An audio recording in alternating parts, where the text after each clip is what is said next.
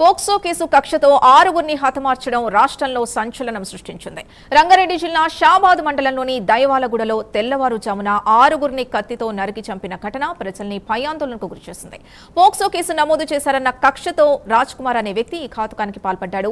కన్న తల్లితో పాటు భార్య, ఇద్దరు పిల్లలు, పోక్సో కేసు పెట్టిన బాలిక, ఆమె నాయనమ్మను సైతం అత్యంత కిరాతకంగా చంపేశాడు. ఒకే కుటుంబంలో ఐదుగురిని, మరో కుటుంబంలో ఒకరిని చంపిన ఈ ఘటనతో షాబాద్ ప్రాంతమంతా ఉలిక్కిపడింది.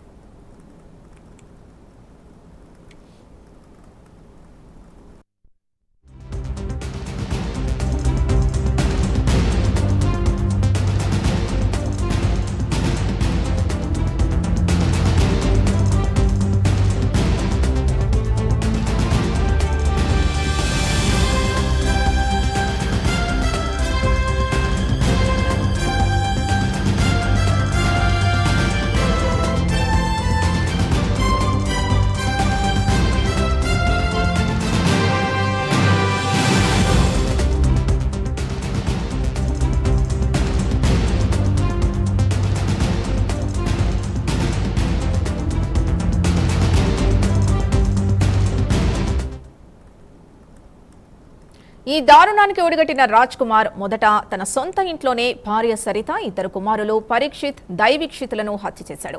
ఆ తర్వాత అక్కడితో ఆగకుండా షాబాద్ PRR స్టేడియం సమీపంలో ఉన్న మైనర్ బాలిక ఇంటికి వెళ్లాడు. ఆ బాలిక కుటుంబ సభ్యులు రాజ్ కుమార్ పై పోక్సో కేసు పెట్టారు. ఆ బాలికను బలవంతంగా లాక్కెళ్లే ప్రయత్నం చేయగా ఆమె తల్లి లక్ష్మి, నాయనమ్మ రుక్కమ్మ అడ్డుకున్నారు. రాజ్ కుమార్ వారిద్దరినీ కత్తితో దారుణంగా పొడిచి చంపాడు. ఆపై బాలికను దైవాలగూడ సమీపంలోని అఖిల్ సాగర్ చెరువు వద్దకు తీసుకెళ్లి హత్య చేశాడు. ఈ వరుస హత్యలతో స్థానికులు తీవ్ర భయాందోళనలో ఉన్నారు.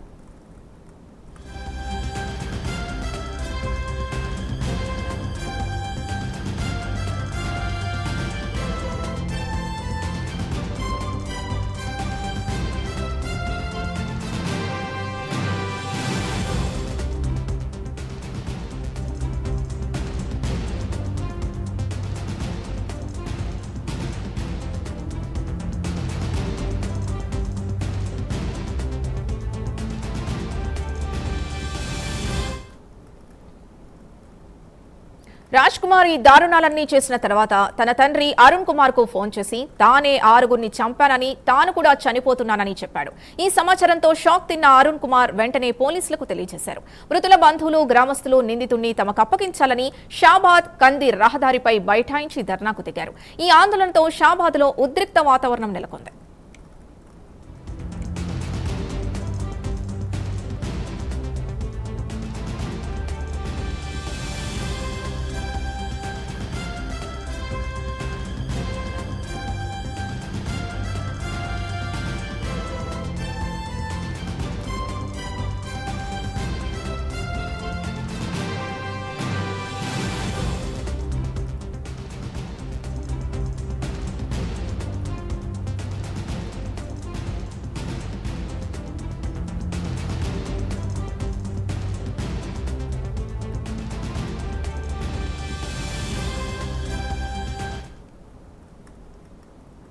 రాజ్ కుమార్ పై మే 16న ఆ మైనర్ బాలిక తల్లి ఫిర్యాదు చేయడంతో పోక్సో కేసు నమోదైంది. ఆ కేసులో అరెస్ట్ అయిన రాజ్ కుమార్ బెయిల్పై విడుదలైన తర్వాతే ఈ ఘాతుకానికి పాల్పడ్డాడు. ఆరుగురి ప్రాణాలు తీసిన రాజ్ కుమార్ ఆచూకీ కోసం పోలీసులు ముమ్మర గాలింపు చర్యలు చేపట్టారు. ప్రస్తుతం ఈ ఘటనకు సంబంధించి మరిన్ని వివరాలు సేకరిస్తున్నామని, నిందితుడిని త్వరలోనే పట్టుకుంటామని పోలీసులు చెబుతున్నారు.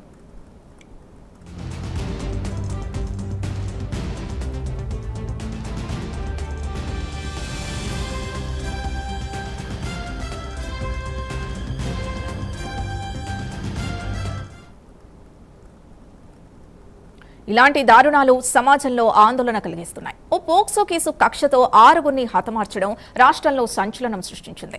ఒకే కుటుంబంలోని ఐదుగురు, మరో కుటుంబంలోని ఒకరిని కిరాతకంగా చంపడం స్థానికుల్లో భయాన్ని నింపింది. రాజ్ కుమార్ ను పట్టుకునేందుకు రంగారెడ్డి జిల్లా పోలీసులు బృందాలుగా విడిపోయి గాలిస్తున్నారు. ఈ ఘటనపై ముఖ్యమంత్రి రేవంత్ రెడ్డి కార్యాలయం కూడా ఆరా తీసినట్లు తెలుస్తోంది. దోషుల్ని కఠినంగా శిక్షించాలని ప్రజలు డిమాండ్ చేస్తున్నారు. ఈ ఘటనకు సంబంధించి మరింత సమాచారం మా కరెస్పాండెంట్ కుమార్ అందిస్తారు.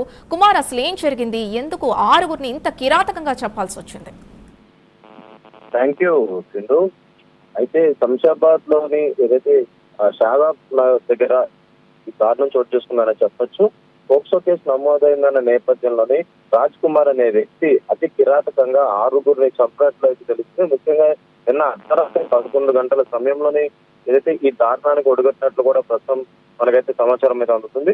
ముఖ్యంగా ఇటు పోక్సో కేసు నమోదు చేసిన ఆ బాలిక తల్లితో పాటు నాయనమ్మ అలాగే బాలికని ముగ్గురిని మొదటగా హతమార్చి ఆ తర్వాత నేరుగా తన ఇంటికి వెళ్ళి తన భార్య అలాగే తన కన్న బిడ్డలిద్దరిని కూడా అతి కిరాతకంగా రాజ్ కుమార్ అయితే హత్య చేశాడు. అయితే ఏదైతే షాబాద్ మండలంలోని ఈ 6గురు హత్య కేసు ప్రస్తుతం ఏదైతే ఒక సంచలనంగా మారిందని చెప్పొచ్చు. ముఖ్యంగా ఇతనిపై పోక్సో కేసు నమోదైంది. ఈ పోక్సో కేసులో 2 నెలల్లో బెయిల్పై విడుదలయ్యి ఈ మారణ కాండ సృష్టించడంతో కూడా ప్రస్తుతం మనకైతే తెలుస్తుంది. అయితే మే 16వ తేదీన పోక్సో కేసులో బాధిత బాలిక తల్లి ఫిర్యాదు చేయగా మే 26వ తేదీన ఆయా రాజ్ కుమార్ అయితే రిమాండ్ కి అయితే పంపించారు. అయితే పోలీసులు కేవలం 7 సంవత్సరాల లోపు శిక్ష పడే సెక్షన్లు జత చేసి ఈ కేసు నమోదు చేయడం కూడా ప్రస్తుతం చర్చనీయాంశమైంది. అయితే 2 నెలల తర్వాత 20,000 పూచీకత్తుతో బెయిల్ అయితే రావడం జరిగింది. అయితే బెయిల్ పై బయటకు వచ్చిన రాజ్ కుమార్ ఇటు కక్ష సాధించడానికి పక్కా ఏదైతే ప్రణాళిక రూపొందిస్తున్నాడు. అయితే షాబాద్ మండలం దైవాగూడలో తన కూతురిపై లైంగిక దాడి పాల్పడిన రాజ్ కుమార్ అనే వ్యక్తి ఏదైతే మే 16వ తేదీన తన తల్లి ఫిర్యాదు చేయడంతో కూడా జైలుకి అయితే వెళ్ళడం జరిగింది. అయితే బెయిల్పై తిరిగి వచ్చిన అనంతరం తనపై కేసు పెట్టారనే కక్షతో ఉన్మాదిగా అయితే నిందితుడైతే మారాడు. కేసు పెట్టిన బాలికతో పాటు బాలిక తల్లి, బాలిక నాయనమ్మతో పాటు తన భార్య సరిత అలాగే తన ఇద్దరు పిల్లలను కూడా అతి దారుణంగా చంపినట్లయితే తెలుస్తుంది. అయితే ముఖ్యంగా గతంలో రాజ్ కుమార్ పై ఒక ఎఫ్ఐఆర్ కూడా నమోదైంది. అయితే ఈ బాలిక తల్లి ఆ ఎఫ్ఐఆర్ లో కూడా చాలా కీలకమైన విషయాలు కూడా రాసింది. అయితే ప్రేమ పేరుతోని తన బిడ్డను వేధిస్తున్నాడంటూ కూడా ఎఫ్ఐఆర్ లో రాసింది. అయితే తనతో మాట్లాడాలని కలవాలని బాలికను బలంతో పెట్టినట్టు కూడా తెలుస్తుంది. అయితే శంషాబాద్ లో కాలేజీకి వెళ్లే సమయంలో కూడా అనేక సార్లు ఆ బాలికను వేధించినట్లయితే తెలుస్తుంది. అయితే రాజ్ కుమార్ భయంతోని ఏదైతే బాలిక తల్లి కూడా ఈ బాలికని కాలేజ్ కూడా మానిపించింది. అయితే ఆ తర్వాత ఇటు ఎగ్జామ్స్ వచ్చిన నేపథ్యంలో తప్పనిసరి కాలేజీకి అయితే పంపించడం జరిగింది. అయితే పరీక్ష తర్వాత కూడా బాలికను లాక్కెళ్లే ప్రయత్నం కూడా చేశారు. అయితే బాలిక తండ్రిని చంపినట్టే మీ అందరినీ చంపుతానంటూ కూడా గతంలో రాజ్ కుమార్ వార్నింగ్ ఇచ్చేదంటూ కూడా ఇటు ఏదైతే బాలిక తల్లి ఈ ఫిర్యాదు అయితే చేయడం జరిగింది. అయితే ముఖ్యంగా ఈ ఫిర్యాదు చేసినప్పటికీ కూడా పోలీసులు సరిగ్గా పట్టించుకోలేదంటూ కూడా ప్రస్తుతం అక్కడ ఉన్న బాలిక బంధువులందరూ కూడా షాబాద్ పోలీస్ స్టేషన్ దగ్గర ఏదైతే ఆందోళనకు దిగారు. ముఖ్యంగా ఈ 6గురు హత్యలపై ప్రస్తుతం బంధువులందరూ కూడా అక్కడ ఆందోళన చేస్తున్న పరిస్థితి ఉంది. పోలీసులు సరిగ్గా స్పందించలేదంటూ కూడా వాళ్ళు ఆరోపిస్తున్నారు. కేసు పెట్టిన చట్ట చర్యలు తీసుకోలేదంటూ అలాగే ఈ 6గురు హత్యలకు కూడా సిఐ ఎస్ఐ కారణమంటూ కూడా వాళ్ళు ఆరోపిస్తూ కూడా అక్కడ ఏదైతే ధర్నా చేస్తున్నారు. అయితే ముఖ్యంగా మైనర్ బాలికను చంపిన తర్వాత అయితే నిన్న రాత్రి 11 గంటలకు మొదటగా ఇటు రాజ్ కుమార్ ఏదైతే ఇటు మైనర్ బాలిక ఇంటికి చేరుకొని మొదటగా మైనర్ బాలికను అక్కడి నుంచి బలవంతంగా దగ్గరలో ఉన్న చెరువు దగ్గర తీసుకెళ్లి ఆమెపై అఘాయిత్యం చేసి ఆమెని చంపినట్లయితే తెలుస్తుంది. ఆ తర్వాత నేరుగా ఏదైతే బాలిక ఇంటికి కారులో వచ్చి అదే తిరిగి వచ్చి ఆ బాలిక అమ్మని అలాగే నాయనమ్మని కూడా అతి కిరాతకంగా రాజ్ కుమార్ చంపేశాడు. అక్కడ నుంచి నేరుగా తన ఇంటికి వెళ్లి తన పిల్లల్ని చూడాలంటూ కూడా తన భార్యకి అయితే ఫోన్ చేశాడు. అయితే భార్య కూడా పిల్లల్ని చూడడానికి వచ్చారు కాబట్టి ఏదైతే అతను ఇంట్లోకి అయితే రానిచ్చింది. అయితే ఇంట్లోకి రానిచ్చిన తర్వాత భార్యపై కత్తితో ఒక్కసారిగా దాడి చేశాడు. అయితే రాజ్ కుమార్ నుంచి తప్పించుకునేందుకు భార్య కూడా బయటికి పరుగులు తీసినప్పటికీ కూడా భార్యని ఇంట్లోకి తీసుకొచ్చి అతి కిరాతకంగా చంపేశాడు. ఆ తర్వాత భార్య హత్య చేశాక ఇద్దరు పిల్లలు కూడా గొంతు కోసి అక్కడే చంపేశాడు. అయితే 6గురిని చంపి తాను వేసుకొచ్చిన కారులో అక్కడి నుంచి పరారయ్యాడు. అయితే ముఖ్యంగా ఈ సంఘటన జరగగానే వెంటనే అక్కడ future city commissioner Tarun Joshi అలాగే డీసీపీ స్థాయి అధికారులు కూడా ఘటనా స్థలానికి చేరుకుని అక్కడ క్లూస్ అన్ని కూడా సేకరించడం జరిగింది. అయితే ముఖ్యంగా ఫ్యూచర్ సిటీ కమిషనర్ కొద్దిసేపటి క్రితమే ఇటు మీడియాతో కూడా మాట్లాడారు. ఈ హత్య గురించి కొన్ని కీలక విషయాలు చెప్పారు. అయితే నిన్న రాత్రి హత్య జరిగినట్లు పోలీసులకు సమాచారం వచ్చిందని అలాగే 2 ప్లేసుల్లో హత్య జరిగినట్లు గుర్తించామని చెప్పారు. మొదట షాబాద్ లోని బాధితురాలు ఇంట్లోకి రాత్రి 11 గంటలకైతే వెళ్లడం జరిగింది. అక్కడ బాధితురాలు తల్లి నాయనమ్మను హత్య చేశారు. ఆ తర్వాత ముఖ్యంగా మే 16న అతనిపై పోక్సో కేసు కూడా నమోదైంది. అయితే ఈ కేసులో బెయిల్ రావడంతో కూడా కక్ష పెట్టుకుని బయటకు వచ్చి వీళ్ళందరినీ హత్య చేసినట్లు కూడా ప్రాథమికంగా తమకు సమాచారం అనేది తెలుస్తుంది. అయితే అతనికి భార్య 2 పిల్లలు ఉన్నారు. అయితే బాధితురాలికి తల్లి నాయనమ్మే ఉన్నారు. అయితే అతని బాలిక తండ్రి కూడా గతంలో చనిపోయినట్లయితే తెలుస్తుంది. అయితే మొదటగా కత్తితో తల్లి నాయనమ్మని చంపారు. ఆ తర్వాత బాలికను కూడా నగరకుంట దగ్గరికి తీసుకెళ్లి చెరువు దగ్గర హత్య చేసినట్లయితే పోలీసులు కూడా గుర్తించామని చెప్పారు. ఆ తర్వాత తన ఇంటికి వెళ్లి తన భార్య పిల్లలను కూడా చంపడం జరిగింది. అయితే రాజ్ కుమార్ తల్లిదండ్రులకు కాల్ చేసి ఈ 6గురిని చంపేశానంటూ కూడా మొదటగా రాజ్ కుమార్ తన తల్లిదండ్రులకు చెప్పారు. అయితే అయితే తను కూడా చనిపోతున్నట్లు కూడా తన తల్లిదండ్రులకు అయితే చెప్పడం జరిగింది. అయితే వెంటనే తల్లిదండ్రులు కూడా ఇటు పోలీసులు సమాచారం అవడంతో పోలీసులు అందరూ కూడా ఘటనా స్థలంకి అయితే చేరుకున్నారు. ప్రస్తుతం ఆ మృతదేహాలన్నీ కూడా ఆసుపత్రికి అయితే తరలించారు. అయితే రాజ్ కుమార్ పరారవడంతో కూడా ఇటు రాజ్ కుమార్ ని పట్టుకునేందుకు పోలీసులు 7 బృందాలుగా ఏర్పడి నిందితుల కోసం ప్రస్తుతం గాలింపు చర్యలు అయితే చేపడుతున్నారు. అయితే ఇటు భార్య పిల్లలను కూడా చంపడంతో ప్రస్తుతం ఈ కేసు తెలంగాణ రాష్ట్రంలో కూడా ఒక సంచలనంగా మారిపోయింది. నిన్న అర్ధరాత్రి ఒక్కసారిగా ఏదైతే ఈ 6గురిని చంపడంతో కూడా ఇటు తెలంగాణ రాష్ట్రంలోనే ఒక సంచలన కేసుగా మారిపోయిందని చెప్పొచ్చు. అయితే అసలు ఈ పోక్సో కేసు పెట్టిన తర్వాత బయటకు వచ్చి ఈ కక్షతోనే వీళ్ళందరినీ చంపినట్లయితే పోలీసులు ఒక ప్రాథమిక అంచనాకైతే రావడం జరిగింది.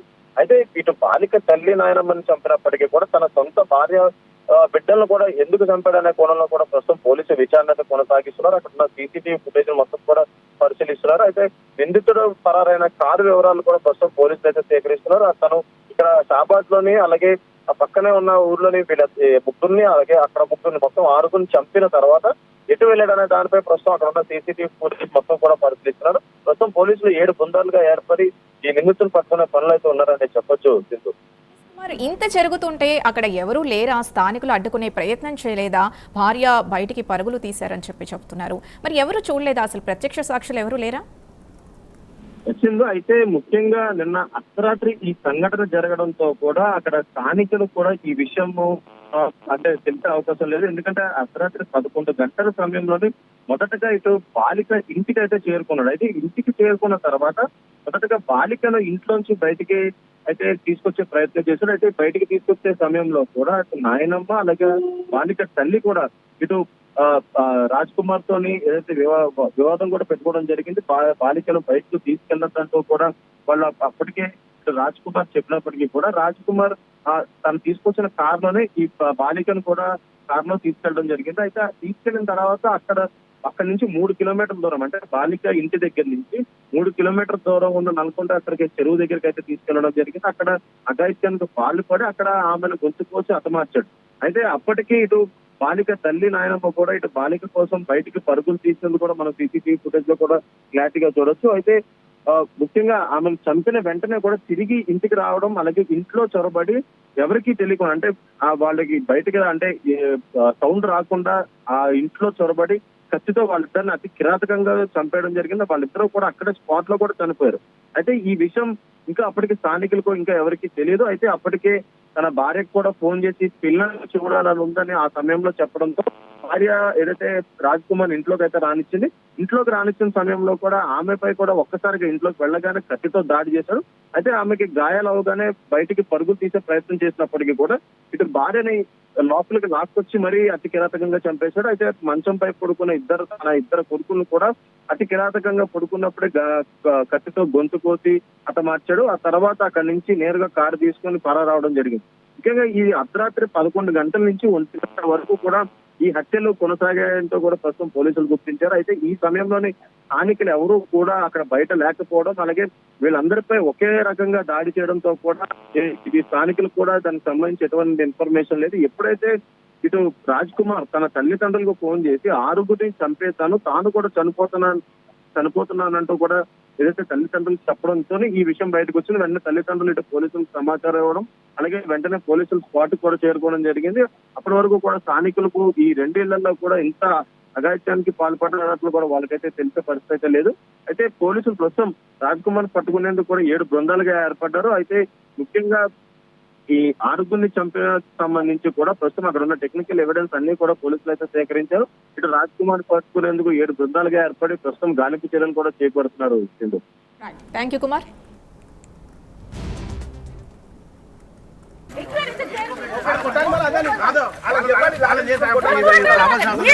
ఇది ఆపేటలేదు. మీ ఊరోళ్ళంతా ఒకటి కావాలి, అందరన్నా మీ ఊరోళ్ళంతా ఒకటి కావాలి. ఇంకోటి ఇంటికి తెస్తాడు వాడు.